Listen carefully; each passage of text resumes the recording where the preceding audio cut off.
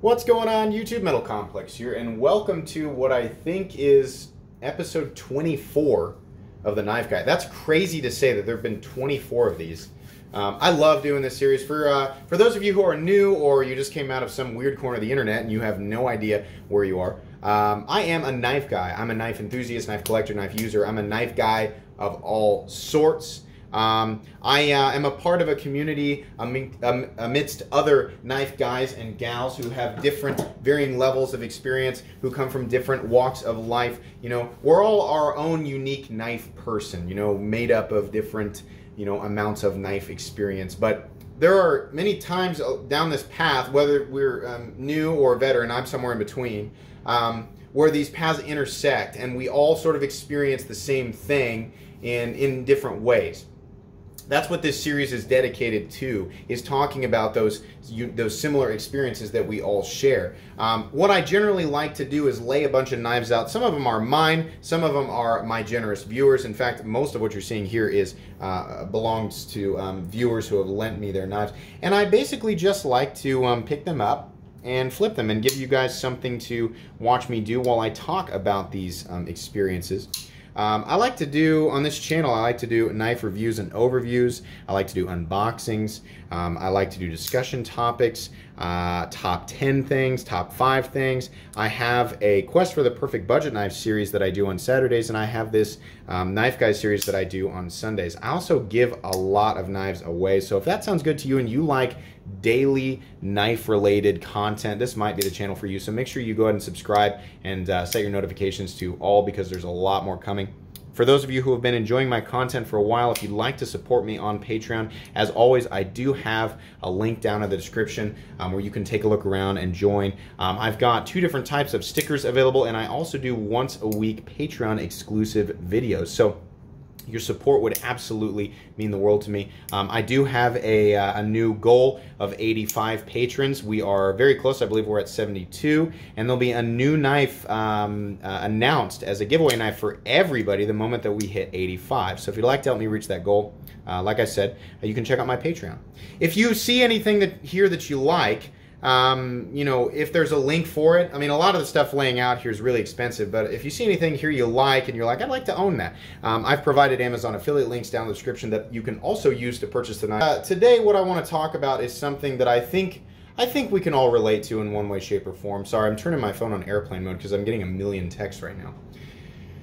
All of us, when we were younger, remember our first experience with a folding knife and what it meant, what we viewed that item as, right? The intrigue for the thing was nothing at one point. The intrigue didn't exist. It was in the ether. And then it suddenly was, for whatever reason. I've talked about my origin story. If you want to hear my origin story with pocket knives and bladed objects in general, it actually is a Knife Guy episode. It's the one where, the only episode where the dagger in the thumbnail is a sword and it's upside down. That's how I identify that one, because it's funny and I get real animated. I talk about Sleeping Beauty and the Prince Philip fighting the dragon. But anyways, you have an initial experience and how you view it, and then you have your first opportunity to handle a pocket knife. It's generally not the first time you are given one, right? I mean, I remember like lusting over pocket knives, like suddenly being like, okay, I'm definitely interested in things that are bladed. Pocket knives are the most readily available object, you know, in my world that I could potentially get my hands on. And my dad was like, no, I'm not giving you a pocket knife. You're 7, you know. The first time I was actually granted, I'm going to be really careful with some of these because these Laconicos over here are actual Laconico customs. They're not the production variants. They're the actual custom pieces. Spirited Whiskey, I really appreciate this, man. But I'm going to try and be careful with those. When I was 9, I remember I've talked about this before, found a pocket knife in it was my dad's old closet at my grandma's house, and my grandma was like, yeah, sure, you can have that, because she didn't care. And my dad was like, I don't know, you know. Initially, he was like, no, and then he decided, let's see if I can do this. No, I don't want to, this is a chamois. I think it's a field grade chamois. I don't want to try to I'm going to try to do this over here. There we go. You didn't see me do it, but I did it. I don't want to accidentally throw this knife and have it land on other stuff, because that's an expensive knife. But thank you, Kyle Roberts, by the way, for lending me that. But he finally decided to give it to me, right? And he explained knives are tools. They're not to be used as weapons. And I know I have some viewers who are like, well, there are certain situations. But listen, when you're talking to a kid, I think I agree with my dad. Like, my mentality was, Dad, I didn't say this, but my mentality was, Dad, I've seen what blades do, okay? In cartoons, they kill dragons. They've got magic powers if you're watching He-Man or whatever. You know, blades are awesome. They're clearly offensive weapons used to do cool things like chop tree limbs off in one swipe or what. You know, I had a cartoonish little boy image of pocket knives. And my dad, and because I didn't say this out loud, my dad was like, all right, if I explain this to him, that this is a tool and not something that I take to school or show off or flash or, you know, swing around, then he'll be okay, you know? Well, he had good intentions, and it wasn't anything that he did wrong. It was just me being a little 9-year-old kid. I took it out, and I was either 8 or 9, and we had just bought a new refrigerator, and so I, you know, asked for the box, because, you know, of course, refrigerator boxes are awesome when you're little. And I took it out, and I cut a big, long shape out of it. I cut one of the sides out and leaned it up against my swing set. I attached it in some way. And I took this slip joint. I actually have it right here. I forgot my very first pocket knife. Hold on, let me get it for you guys. Where is it? Is it literally halting the entire episode? So there it is. Keep it in a case. This is my very first pocket knife, and you guys are probably wondering, do you have an episode on that? I do. I lost the back scale to it, but this was the knife, and it's a Camillus. And I had it just like this, and I was holding the blade, and I was throwing it into the the side of this cardboard box, right? And now you guys might be thinking like, wow, you really should have taken care of that better. Listen, guys, this was my dad's, and before it was his dad's. This knife is old. It is retired. It is what it is. I will probably give it to my son more as something symbolic than anything else. But the reason I'm talking about this is because at some point I plan on giving both my son and my daughter a pocket knife at some point. But they're a little tiny, so that's, you know, it's not going to be for a while. But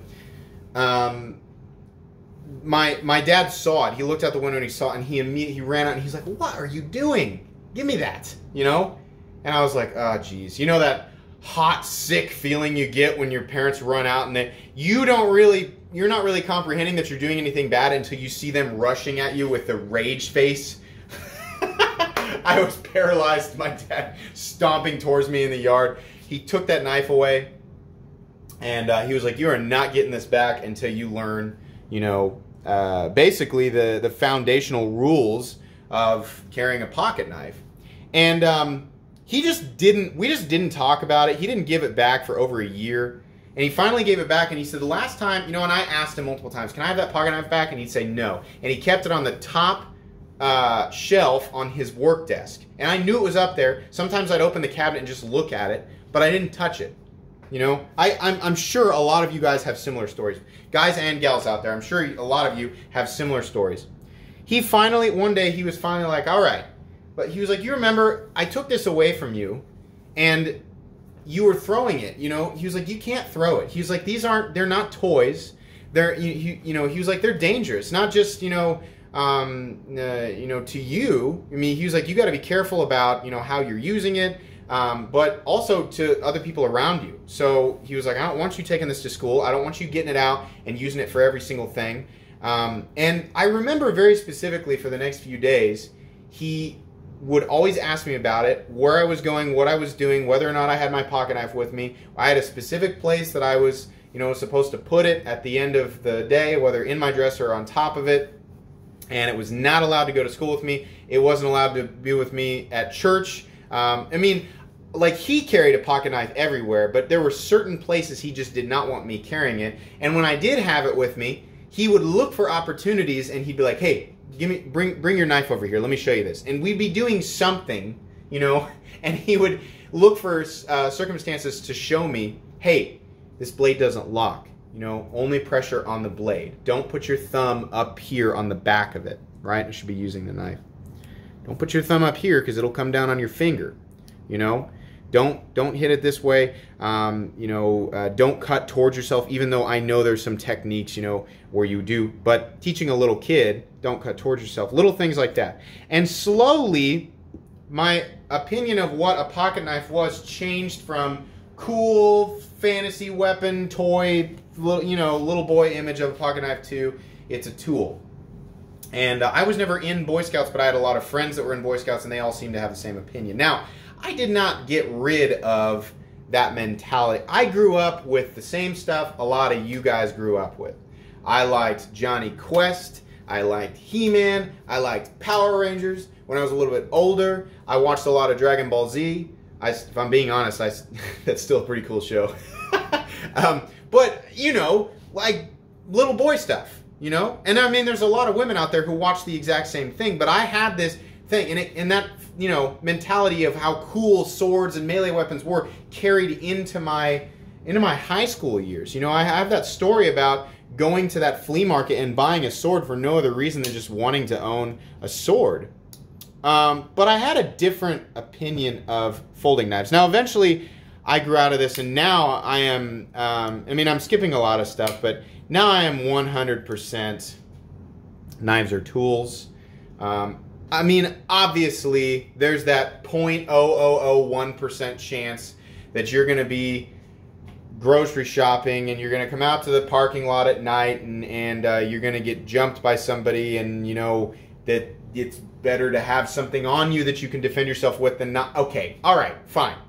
But, I mean, for the other 99.99999% of my life, you know, and probably 100% that I will not get attacked and only have a pocket knife to defend myself, I'm going to view that object as a tool. And today's topic, I mean, we're 12 and a half minutes in, is I think how we pass that on, not to our peers, right? I mean, a lot of times adults, they just think a certain way. Like, it's like we talked about in one of the more recent episodes, was it last week's? People have, adult people have, a set-in-stone opinion of certain things. They're either not, like with pocket knives, they're either not bothered by them, or they're absolutely bothered by them, right? Some people who think that all pocket knives are weapons, and they're an adult, especially if they're 40, 50, 60 years old, you're not going to change their minds. Those people are rare, especially 40, 50, 60-year-old people, because those are the people who are really like, no, pocket knives are tools, right? It's generally people who are a little younger and did not grow up with pocket knives.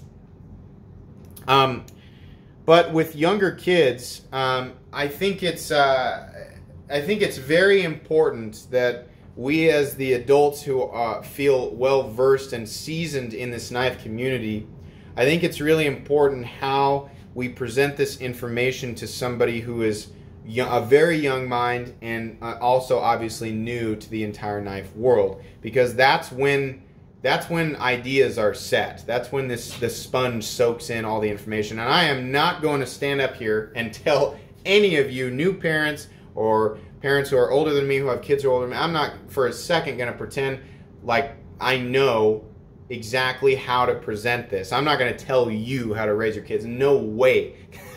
I'm still learning how to do that. But I think a lot of you can agree with me that, most of us who love the knife world, who love, everything about the knife community, and are not, in areas that restrict the carry of pocket knives, in some way, shape, or form, we plan to introduce this next generation, or these younger kids that, either our own kids or nieces or nephews or whoever, as long as it's all approved and okay with your significant other or family members or whoever you need to seek approval from, that we introduce these things properly, And I think starting it off, I can't speak for the self-defense world, but at least the part of the world I live in, I think I'll do it exactly the same way that my dad did.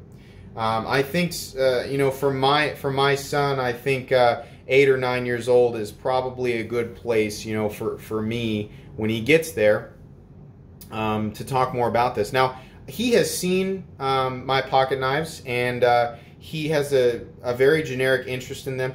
What's funny is he's so familiar with them. It's not a foreign object, but it's also not something that he's, at least right now. You know how like little kids are always like, they see the remote and they grab it and they carry it off? Oh, God. You know, they want the remote because we're like, no, don't touch that.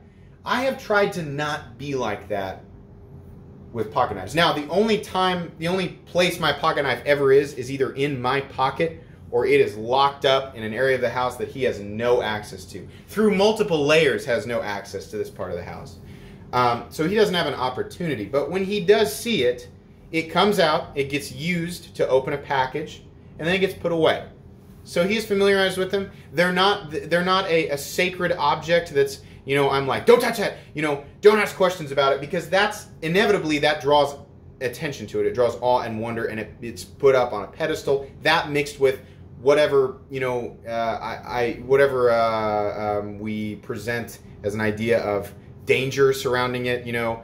That was me. I was like, swords are awesome and dangerous. I want that because I'm 9 or 16, right? It continued for a long time. I think presenting these things as tools, using them as tools, not drawing a lot of attention to it, not making a huge deal out of it, which is really hard in my house because I love it. Ask my wife and she'll be like, you make the biggest deal out of every single, how are you, I mean, of course your son's going to be obsessed with pocket knives. And probably my daughter too, but it's too early to know. But yeah, I think that's really, really important. And again, I'm not trying to be preachy. I suppose I'm just presenting my thoughts on this. I don't want to tell you guys exactly how to do it, but I think it's important to slowly introduce them, to have a set of rules as far as, you know, where it is on your person when you are carrying it, where it is when you're not carrying it, always knowing where it is, not bringing it to certain locations. And the most important factor is actually using it with that person that you're trying to teach, whether it be a peer or a child. You know, be there with them to explain things. You know, it's likely that, I mean, you guys know, I mean, I've got 2 fresh ones on my fingers right now. Accidents happen. It's going to happen. But, you know, teaching about this kind of stuff will hopefully create gaps in between the times that occur, and ideally prevent a mentality that sees these things as weapons, especially weapons of opportunity. That's definitely what we don't want. You know, now it's easy to say that. It's easy to step back and say, you know, let's just make everything black and white. Not going to do that. Also not going to get political at all. I mean, I literally won't engage with any of that. It's just not, that's not a good recipe for my comment section. But I hope you guys kind of see where I'm going with this, and again, it's not meant to preach, just to kind of give my thoughts on it. And as I get closer, now I'm still a long ways off, but as I get closer to the time when I'll be introducing my son to pocket knives officially, and kind of how I think I want to go about it, you know, I mean, no surprise, the same way my dad did. But I have him to thank, you know, technically for how I ended up viewing pocket knives. I also technically have him to thank for my obsession with them too. He thinks that's really funny because my dad has a Benchmade proper that I gave him. He also has a Kershaw blur that I gave him. Where's the blur? Do I have it out? No, I don't have the blur out. And some other stuff. Oh, a lightning. He has a lightning, a blur, and a proper. Oh, man. Anyways, guys, that's going to be pretty much it for today's episode of The Knife Guy. If you enjoyed this episode, please leave a like. If you'd like to check out my other content, I do, of course, have lots of videos of knives that are either expensive or inexpensive that I do or don't like, so check those out. And if you enjoy all my content, then please subscribe to my channel by clicking on this Metal Complex logo right here, because there's definitely more coming. Thanks again for watching, everybody, and have a great day.